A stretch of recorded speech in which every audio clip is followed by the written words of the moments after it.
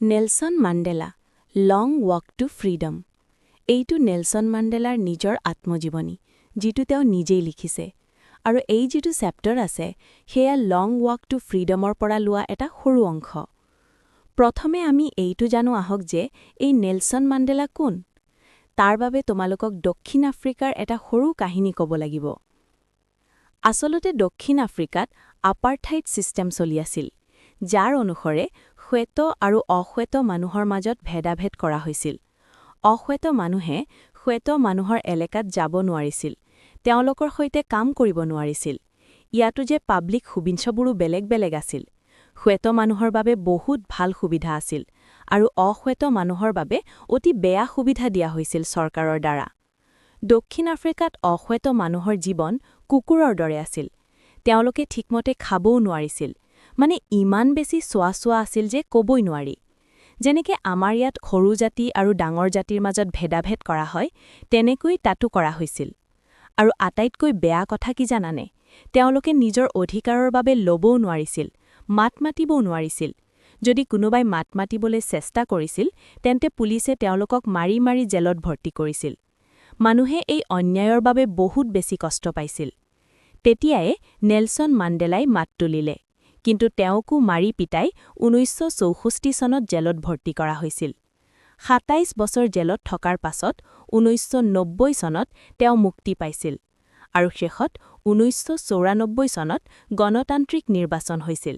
য'ত তেওঁৰ দল জিকিছিল ৪০০টা আসনৰ ভিতৰত ANC পাৰ্টীয়ে ২৫২টা আসন পাইছিল আৰু নেলছন মাণ্ডেলাক প্ৰথম কৃষ্ণবৰ্ণৰ ৰাষ্ট্ৰপতি কৰা হৈছিল ৩০০ বছৰ ধৰি শ্বেত মানুহে শাসন কৰিছিল আৰু ৩০০ বছৰৰ পাছত ১০ মে ১৯৯৪ তাৰিখে নেলছন মাণ্ডেলা প্ৰথমবাৰৰ বাবে কৃষ্ণবৰ্ণৰ ৰাষ্ট্ৰপতি হ'বলৈ গৈছিল এইটো সেই দিন আছিল যেতিয়া তেওঁৰ শপত গ্ৰহণ অনুষ্ঠান হৈছিল এই চেপ্টাৰত আমি সেই দিনটোৰ বিষয়ে পঢ়িম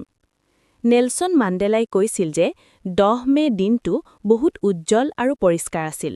কেইবাটাও দিন ধৰি মই দেশ-বিদেশৰ নেতাসকল আৰু সন্মানীয় ব্যক্তিসকলৰ মাজত আছিলোঁ কাৰণ তেওঁলোকে মোক অভিনন্দন জনাইছিল আমাৰ ANC পাৰ্টি জিকিছিল আৰু ৩০০ বছৰৰ পাছত প্ৰথমবাৰৰ বাবে কৃষ্ণবৰ্ণৰ শাসন হ'বলৈ গৈছিল ১০ মে ১৯৯৪ তাৰিখে দক্ষিণ আফ্ৰিকাৰ মাটিত আন্তঃৰাষ্ট্ৰীয় নেতাসকলৰ এটা ডাঙৰ সমাগম হৈছিল বিভিন্ন দেশৰ নেতা অভিনেতা দৰ্শক আৰু বহুতো মানুহ আহিছিল সকলো ৰঙৰ মানুহ আহিছিল ক'লা বগা ৰঙা হালধীয়া সকলো শপত গ্ৰহণ অনুষ্ঠান প্ৰিটৰিয়াৰ ইউনিয়ন বিল্ডিঙত হৈছিল যি এটা মুকলি ঠাই আছিল য'ত আগতে কেৱল শ্বেত মানুহে বহি থাকিছিল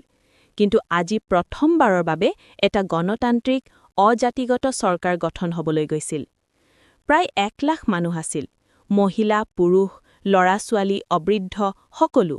ই যেন এটা ৰঙা ৰামধেনুৰ দৰে লাগিছিল মোৰ জীয়েক জেনানীও মোৰ লগত আছিল প্ৰথমে মিষ্টাৰ ডি ক্লাৰ্কে দ্বিতীয় উপৰাষ্ট্ৰপতি হিচাপে শপত ল'লে তাৰপিছত থাবো এম্বেকিয়ে প্ৰথম উপৰাষ্ট্ৰপতি হিচাপে শপত ল'লে তাৰপিছত মোৰ পালাহিল আৰু মই শপত ল'লো মই ক'লো মই নেলছন মাণ্ডেলা ঈশ্বৰৰ শপত লওঁ যে মই সম্পূৰ্ণ নিষ্ঠাৰে সংবিধান মানি চলিম আৰু দেশৰ কল্যাণৰ বাবে নিজকে উৎসৰ্গ কৰিম মই সকলোকে ধন্যবাদ জনালো আৰু ক'লো যে আজি আমি এই নতুন স্বাধীনতাক আশাৰ ৰূপ দিবলৈ একেলগ হৈছো এতিয়া ভেদাভেদ শেষ কৰিব লাগিব আৰু এনে এটা সমাজ গঢ়িব লাগিব যাৰ ওপৰত মানৱ জাতিয়ে গৌৰৱ কৰিব পাৰে মোৰ ভাষণৰ পাছত সকলোৱে হাত চাপৰি বজালে তাৰপিছত আকাশত জেট আৰু হেলিকপ্টাৰ দেখা গ'ল যিয়ে নতুন চৰকাৰৰ প্ৰতি সমৰ্থন দেখুৱাইছিল সামৰিক বাহিনীয়ে নিজৰ আনুগত্য প্ৰকাশ কৰিছিল তাৰপিছত জেনেৰেল আৰু পুলিচ অফিচাৰসকল আহিল আৰু মোক চেলুট কৰিছিল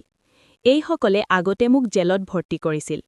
তাৰপিছত বিমানবোৰে দক্ষিণ আফ্ৰিকাৰ পতাকাৰ ৰং আকাশত দেখুৱালে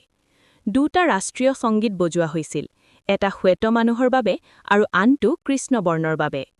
মই ইতিহাসৰ বহু মুহূৰ্ত মনত পেলাই আৱেগিক হৈ পৰিছিলোঁ আপাৰথাইড ব্যৱস্থাই আমাৰ ওপৰত গভীৰ আঘাত কৰিছিল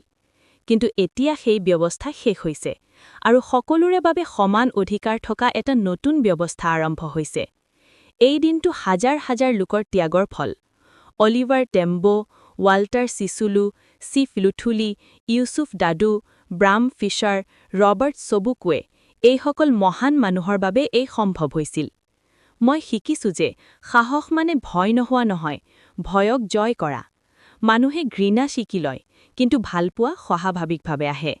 জীৱনত প্ৰতিজন মানুহৰে দুটা দায়িত্ব থাকে, এটা নিজৰ পৰিয়ালৰ প্ৰতি আৰু আনটো নিজৰ দেশৰ প্ৰতি।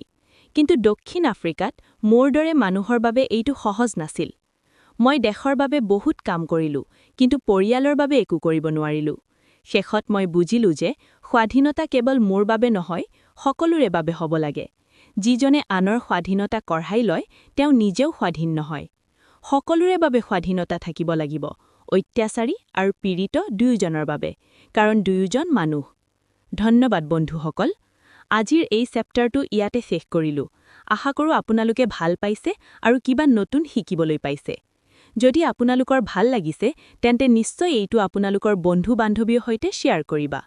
ভিডিঅ'টো ভাল লাগিলে লাইক কৰিবা আৰু এনেকুৱা আৰু ভাল ভাল কণ্টেণ্টৰ বাবে চেনেলটো ছাবস্ক্ৰাইব কৰিবা।